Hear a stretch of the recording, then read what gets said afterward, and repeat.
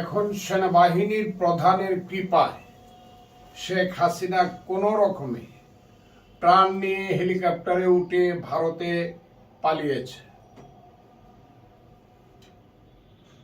তা না হলে অবস্থাটা কি হতো, ইতিহাসের গতি আরো কোন দিকে যেত।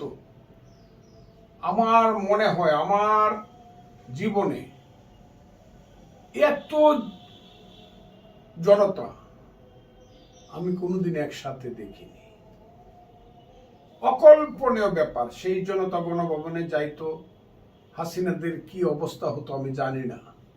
সেনাবাহিনী প্রধানের শুভবুদ্ধির উদয় হয়েছে আমার মনে হয়, যে কারণে তাকে এখান থেকে তার জীবন নিয়ে পালাতে স্কোপ দিয়েছে, সুযোগ করে দিয়েছে। আমি মনে করেছিলাম এরপরে শেখ হাসিনার শুভবুদ্ধির উদয় হবে।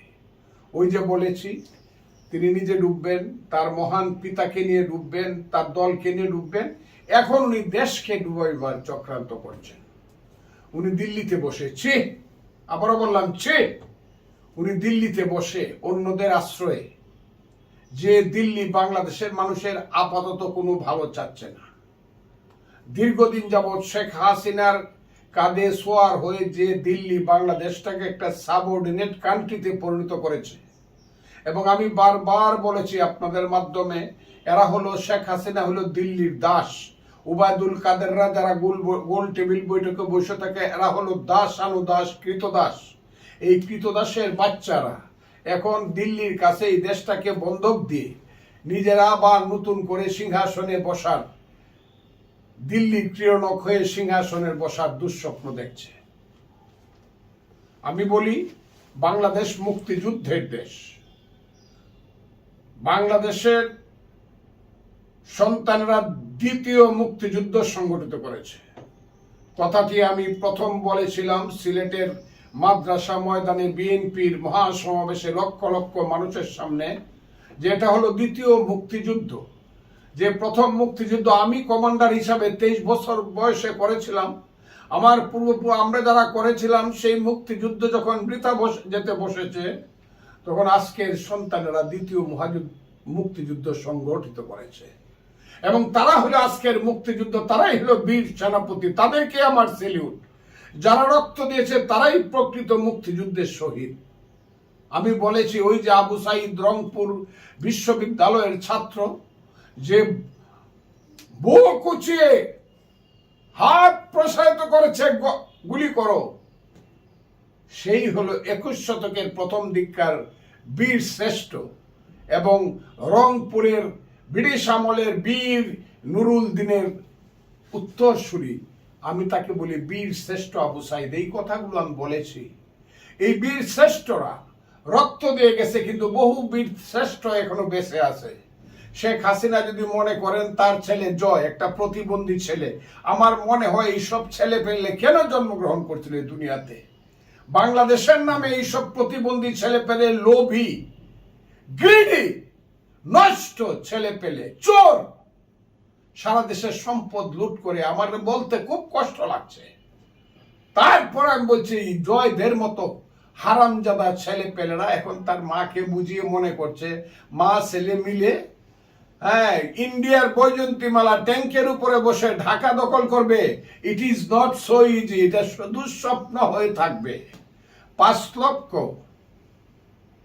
মালদ্বীপ অধিবাসীর অধিকারের দাবির কাছে ইন্ডিয়ার সৈন্যকে চলে আসতে হয়েছে। আমরা কিন্তু সংখ্যায় 18 কোটি। তাছাড়া বাঙালি জাতি, বাংলা কোনোদিন দিল্লির পরাধীনতা মানে নাই। আপনি মধ্যযুগের ইতিহাস, প্রথম যুগের আদি যুগের ইতিহাস দেখেন, সেই পাল থেকে সেল থেকে পরবর্তী সময়ে যত এসেছে সালতানাত, সেই সালতানাত বংশধর সেই গিয়াসউদ্দিন, শামসুদ্দিন ইলিয়াস শাহ থেকে ধরে হুসেন শাহ থেকে ইশাকা, বাংলার 12 ভূঁইয়া, ইশাকার নেতৃত্বে, মসনদ এলার নেতৃত্বে বিক্রমপুরের চাঁদ রায়, কেদার রায়, চাঁদ প্রতাপের চাঁদ গাজী, যশোরের কৃষ্ণচন্দ্র, দিনাজপুরের গণেশ রায়, ময়মনসিংহের উসমান খাঁ, এই 12 ভূঁইয়ারা মিলে কিন্তু বিদেশিদের বিরুদ্ধে, দিল্লির বিরুদ্ধে যুদ্ধ করেছে। বাংলা কোনোদিন দিল্লিকে মানে নাই। আমি খুব সুস্পষ্টভাবে আওয়ামী লীগকে, যারা আওয়ামী লীগের এখনো বুকা ছেলে পেলে আসো, যারা গত 15 বছর যাবৎ হাসিনার আমলেও নিগৃহীত হইছ, যারা মনে করতেছ এখন হাসিনার ছেলে ফোন করে করে তোমাদেরকে রাস্তায় নিয়ে মারবো, মায়ে কানবো, তাদেরকে আমি হাত জোর করে বলি, আর মৃত্যুর হত্যার শিকার হইও না। আমি তোমাদেরকে বলি, বাংলাকে আর পরাধীন করতে পারবা না, করো না। এই দেশ স্বাধীন থাকবে যেখানে 100 মাইল দূর থেকে হাজার হাজার মানুষ মিছিল করে ঢাকার গণভবনের দিকে আসতে পারে, লক্ষ লক্ষ মানুষ রাজপথে দাঁড়িয়ে মিছিল করে হেলিকপ্টারের গুলির সামনে বুক পেতে নিজের জীবন দিতে পারে। সেই দেশকে কোনদিন পরাধীন করতে পারবা না। এইসব চোরটা আজকে যারা অ্যারেস্ট হচ্ছে, আপনারা বলেন আমি যা বলেছি তা সত্য হয়েছে কিনা? আমি বলেছিলাম ওইসব সালমান রহমানেরা, যাদের বাবার নাম ফজলুর রহমান, যারা এই বাংলার সবচেয়ে বড় দুশ্মন ছিল 52 সনে, যার বাবা গুলি করে ছাত্রকে হত্যা করেছিল, এরাই হয়েছিল শেখ হাসিনার কাঁধের উপরের সবচেয়ে বড় মালিক। এরাই বাংলাদেশকে লুট করেছে লুণ্ঠনকারী ব্যবসায়ীদের মাধ্যমে। কালকে সালমান রহমান ধরা পড়লো। আমার এত লজ্জা, আমার চাইতে ইচ্ছা করতেছিল না। সালমান রহমান, আরে বেটা, দাড়ি কামে তোর নাম ছিল দরবেশ, দাড়ি কামালি, চুলে কলপ করলে দেখলে মনে হয় তোকে চেনা যায় না, তোর বাপের নাম চেনা যায় না। এই লোকটাকে দেখলাম আবার হাত কয়রা দিয়া বাঁধা।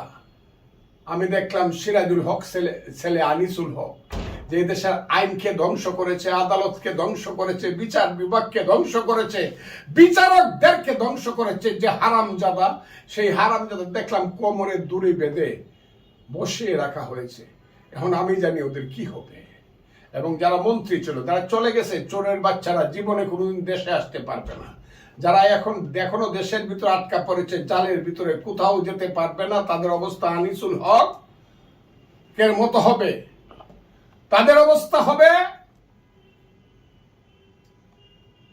সালমান রহমান, সবাইকে ধরা, তাদের অবস্থা হবে ওই ছেলেটা যে সমস্ত ইন্টারনেট বন্ধ করে দিয়েছিল, আমি এর বলেছিলাম রাজাকারের বাচ্চা, ওই রাজাকারের বাচ্চাদের মতো তাদের অবস্থা হবে।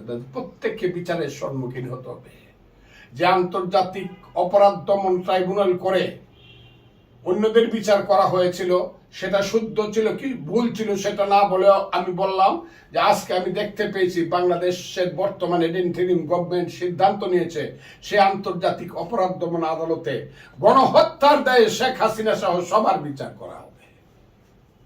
এইটা বাংলাদেশ, এইটা বাংলাদেশের রাজনীতি। এটা ভাবতে আমার ইচ্ছা করে না, আমি এটা চাই না, কিন্তু এটা হয়ে গেছে। দিস ইজ দা বাস্তব, এটাই বাস্তবতা, এটাই বাংলার বাস্তবতা। আমি শুধু বলতে চাই, আমি ভারতকে বলবো, ইন্ডিয়াকে বলবো, আপনার পশ্চিম বাংলাকে দেখুন, পশ্চিম বাংলার মানুষকে দেখুন। মমতা ব্যানার্জির বিরুদ্ধে, মমতা ব্যানার্জির পক্ষে দাঁড়িয়ে দিল্লির বিরুদ্ধে স্লোগান দিচ্ছে পশ্চিম বাংলার বাঙালিরা। এমনকি পশ্চিম বাংলার মুখ্যমন্ত্রী মমতা ব্যানার্জিও বলেছে, যখন আন্দোলন চলছিল, আল্লাহ ছাড়া যখন আমাদের আর কোনো পথ ছিল না, তখন বলেছে যদি কেউ আসে রাতের আধারে এসে যদি আমার দরজায় কেউ টক টক করে টোকা দেয়, আমি কিন্তু দরজাটা খুলে দিব। কাজে আজকে যারা হিন্দু ভাইয়েরা, যারা কিছু মিথ্যা কিছু সত্য সবকিছু মিলে যারা মনে করছেন আওয়ামী লীগকে আবার আপনার কাপড়ের নিচে আশ্রয় দিবেন, অথচ আওয়ামী লীগের ওই হাসিনার লোকেরা যারা মনে করছে হিন্দুদের কাপড়ের নিচে আশ্রয় নিয়ে আবার দেশকে সাম্প্রদায়িকতার দিকে ঠেলে দিয়ে এই দেশে একটা গৃহযুদ্ধের সৃষ্টি করবেন, হাত জোর করে বলছি, বাংলার হিন্দু সমাজ, বাংলাদেশের হিন্দু সমাজ, আল্লাহর দোয়াই লাগে, ওই দিকে যায়েন না। একটা অসাম্প্রদায়িক দেশ আমরা সৃষ্টি করব, একটা গণতান্ত্রিক দেশ সৃষ্টি করব। যান আমার এলাকাতে, আমি চ্যালেঞ্জ করে, আমি সবার সাথে চ্যালেঞ্জ করেছি, হিন্দু বৌদ্ধ খ্রিস্টান ঐক্য পরিষদ সবার সাথে আমি চ্যালেঞ্জ করেছি, আমার এলাকাতে যান, ইটনামিটামো নষ্ট গ্রামে একটা হিন্দু বাড়ি বা একটা হিন্দু মানুষের উপরে একটা ফুলের টোকা পড়ে নাই। এখন মনিরামপুরের এমপি রঞ্জিতের গায়ে যদি হাত পড়ে, এটা যদি বলা হয় হিন্দুর উপরে হাত পড়ছে, তো বলা যাবে না, কারণ সে তো আওয়ামী লীগের এমপি।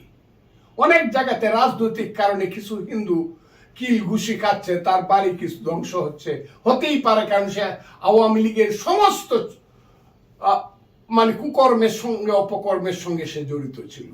কিন্তু স্বাভাবিকভাবে হিন্দু মুসলমানের যে রাজনীতি এখানে নাই। আমি আজকে হিন্দুদেরকে জিজ্ঞাসা করি, আমার বাঙালি ভাই, আপনারা বাংলাদেশের হিন্দু মুসলমান বৌদ্ধ খ্রিস্টান, আমরা না এক জাতি? আমাদের না দুইটা হাত? আমরা না এক মায়ের সন্তান? আপনারা মোদির মতো একটা সাম্প্রদায়িক, একটা মানবতা বিরোধী মানুষের পিছনে কি করে যান? ভারতবর্ষে কি আর রাজনীতিবিদ নাই, আর রাজনৈতিক দল নাই? আপনারা কি সেগুলো দেখেন না? তারা তো কেউ সমর্থন করে না। ভারতবর্ষের হাজার হাজার লক্ষ লক্ষ ছাত্র জনতা তো আমাদের আন্দোলনের পক্ষে মিছিল করেছে, আমাদের আন্দোলনকে সমর্থন দিয়েছে। এখনো লাখে লাখে বলছে হাসিনাকে আমাদের দেশ থেকে বের করে দাও। কাজে আমি বাংলাদেশের হিন্দু ভাইদেরকে বলবো, ভুল পথে দয়া করে যায়েন না, আপনাদেরকে আমি অনুরোধ করি। এই সাম্প্রদায়িক অবস্থার সৃষ্টি করেন না। যদি কেউ ভুল করে আপনাদের উপর আঘাত করে থাকে, নিশ্চয়ই এর বিচার হবে এবং বিচার হতে হবে। দুর্বলের গায়ে হাত দেওয়া কোনো বীর পুরুষের কাজ না। আজকে যে অবস্থা চলছে, সব অ্যারেস্ট হবে, কঠিন অবস্থা হবে, এটা কল্পনা করতে পারবেন না। অন্যায় যারা করেছে কেউ ছাড়া পাবে না, এবং আমি চাই কেউ ছাড়া না পাক। আবার আরেকটা কথা, আমি কেয়ারটেকার গভর্নমেন্ট বা ইন্টারিম গভর্নমেন্টকে অনুরোধ করব, বিনা অপরাধে যাতে কাউকে গ্রেফতার করা না হয় এবং সাজা দেওয়া না হয়। আবার আমি অনুরোধ করব, যারা অপরাধ করেছে বলে ধরা পড়বে, আইনের বাইরে যাতে তাদের কোনো বিচার না হয়, আইনের মাধ্যমে যাতে তাদের বিচার হয়। আমার সেই অনুরোধটা রয়ে গেল। আমি আজকে বাংলাদেশকে বলবো, বাংলাদেশ নতুন মুক্তিযুদ্ধের মধ্য দিয়ে সামনের দিকে চলছে। কেউ এটাকে ধ্বংস করার চেষ্টা করেন না। আমার ধারণা সব আগিয়ে চলছে, 1, 2, 3 করে সব আস্তে আস্তে হিমালয় শৃঙ্গের দিকে উঠছে বাংলাদেশ। আজকে ওই চোর চোট্টাগুলাকে চাকরি থেকে বাদ দেওয়া হচ্ছে, পুলিশ থেকে বাদ দেওয়া হচ্ছে, অন্য জায়গা থেকে বাদ দেওয়া হচ্ছে, বিচার বিভাগ থেকে বাদ দেওয়া হচ্ছে, সব জায়গা থেকে তাদেরকে বাদ দেওয়া হচ্ছে। ফ্রেশ একটা দেশ, ফ্রেশ একটা জাতি, ফ্রেশ একটা অ্যাডমিনিস্ট্রেশন, ফ্রেশ একটা রাজনীতি আনার চেষ্টা করা হচ্ছে। আপনারা তার পক্ষে আসুন। আমিও করি। আমি দীর্ঘদিন যাবৎ যা বলছিলাম তার পূর্ণ হয়েছে। আমি বলেছিলাম, হে আল্লাহ, ততদিন পর্যন্ত তুমি আমার মৃত্যু দিও না যতদিন এই শেখ হাসিনা সরকারের পতন না হয়। আল্লাহ আমার মতো পাপীর মুখের কথা শুনেছেন। সেই কারণে আল্লাহর কাছে আমি আমার জীবনের শ্রেষ্ঠ আল্লাহর কাছে রহমত কামনা করি।